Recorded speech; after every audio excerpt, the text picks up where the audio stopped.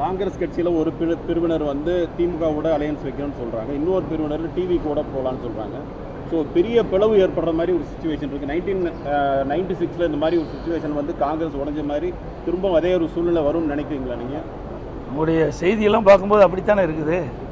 இன்றைக்கி காங்கிரஸ் கட்சியுடைய தலைவர்கள் சொல்லுகின்ற கருத்தும் அதற்கு எதிரான கருத்தை திமுக இரண்டாம் கட்ட தலைவர் சொல்லுகின்ற கருத்து அப்படித்தான் இருக்குது. அண்மையில் கூட திருமதி கனிமொழி அவர்கள் டெல்லிக்கு சென்று திரு ராகுல் காந்தி அவர்களை சந்தித்து பேசியிருக்கிறாங்க. ஆக பேசி கூட இன்னும் அது கூட தீர்வு காண முடியலையே. அதில் ஒரு கமிட்டி அமைச்சிருந்தாங்க, காங்கிரஸ் கட்சியை சேர்ந்த ஒரு குழு அமைக்கப்பட்டது கூட்டணி பேச்சுவார்த்தைக்கு. இன்னும் அந்த பேச்சுவார்த்தை நடக்கவே இல்லையே. ஜெயிப்பாங்க, தேர்தல் முடிஞ்சது தானே தெரியும் யார் ஜெயிப்பாங்க யார் தோப்பாங்க.